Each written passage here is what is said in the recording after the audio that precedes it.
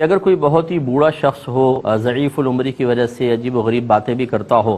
اور اسی حالت میں اگر کوئی کلمہ کفر بک دیتا ہے تو اپنے بوڑھے پن کی وجہ سے اب ان کو سمجھانا بھی بڑا مشکل ہوتا ہے، وہ سمجھنے کے لیے تیار نہیں ہوتے، تو ان کے لیے کیا حکم شرع ہوگا؟ دیکھیں، اچھی طرح یاد رکھیں، عمر چاہے کیسی ہی ہو، اگر عقل سلامت ہے، ایک تو ہوتا ہے کہ عقل معاف ہو جانا، بہت ہی زیادہ بڑھاپے میں آ کر یاد نہ رہنا کہ میں نے کیا کہا، 5 منٹ کی بات یاد نہیں رہتی، اور جس وقت وہ آدمی کلام کر رہا ہوتا ہے اس وقت مختلف قسم کی سوچوں اور فکروں کا اتنا غلبہ، یعنی قریب مغبوط الحواس سا ہو جانا، جس کو ارذل عمر کہتے ہیں۔ اگر ایسی عمر ہے تو پھر ظاہری طور پہ کوئی سخت حکم نہیں لگے گا، اگرچہ اگر موقع ملے تو ان کو تجدید ایمان کروایا جائے گا، ان کو پیار محبت سے سمجھائیں کہ آپ ایسے جملے ادا نہ کریں، لیکن شرعاً گنجائش نکل سکتی ہے۔ لہذا اگر وہ توبہ نہیں کرتے ہیں، اپنے قول سے رجوع نہیں کرتے ہیں، انتقال ہو جاتا ہے، تو گویا کہ وہ مسلمان مرے ہیں، ان کا نماز جنازہ، ان کو غسل دینا، کفن مسلمانوں کے قبرستان میں دفن کرنا، سب کچھ ہوگا۔ اور اگر ایسا ہو کہ ضد ہے، بس خالی عقل ساری سلامت ہے، بڑی عقل کی باتیں کرتے ہیں، ناشتہ لاؤ، فلاں چیز پکاؤ اور یہ کرو اور وہ کرو جیسے ہوتا ہے، لیکن وہ چونکہ بڑی عمر کے ہو جاتے ہیں، اس لیے ایک ضد سی پیدا ہو جاتی ہے کہ اپنی بات منوانی ہے، اپنی ضد پر اڑ جانا ہے، حالانکہ دلیل بھی سمجھ رہے ہوتے ہیں، گفتگو سمجھ رہے ہوتے ہیں۔ اگر اس طرح عقل سلامت ہے اور پھر کوئی کلمہ کفر کہہ دیتے ہیں تو اس کلمہ کفر کو سب سے پہلے دیکھا جائے گا۔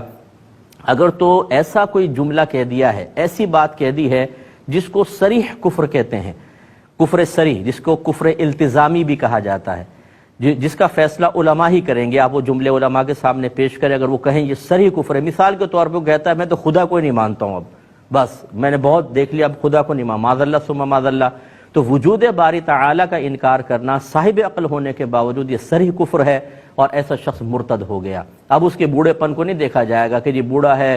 گھر والے اشاروں پہ چلتے ہیں کہ چلو جی ابا جی ہیں، دادا جی ان کا کہنا مان لو، یہ نہیں دیکھا جائے گا۔ اب وہ شخص کافر مرے گا، اگر مرا توبہ نہیں کی کافر مرے گا، اس کا غسل دینا، اسے کفن، اس کی جنازے کی نماز پڑھنا، اسے مسلمان کی قبرستان میں دفن کرنا، یہ سب گناہ ہوگا، بلکہ جو جانتے ہیں اگر وہ ایسا کریں گے وہ بھی اسی میں داخل ہو جائیں گے، یعنی ان پر بھی حکم کفر ہوگا۔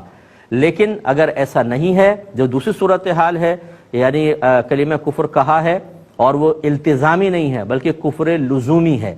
یہ جس کو فقہا کا کفر کہتے ہیں، علماء متکلمین جو یعنی عقیدے کو دلائل سے ثابت کرنے والے علماء ہیں، وہ کفر نہیں کہتے، بعض اوقات فقہا غیر کفر کو اس لیے کفر لکھ دیتے ہیں تاکہ لوگ اصل کفر تک نہ پہنچ جائیں، اسے کہتے ہیں کفر لزومی یا کفر غیر صریح۔ اس میں آدمی کافر نہیں ہوتا ہے، لیکن احتیاطاً اس کو تجدید ایمان، تجدید نکاح کروانا ہوتا ہے۔ تو اگر آپ نے بعد میں معلوم کیا کہ جی ایسا کہہ کے فوت ہو گئے ہیں اور اب تو توبہ بھی نہیں کروا سکتے، تو اگر کسی عالم نے یا مفتی صاحب نے بتایا یہ کفر لزومی تھا، کفر التزامی نہیں تھا،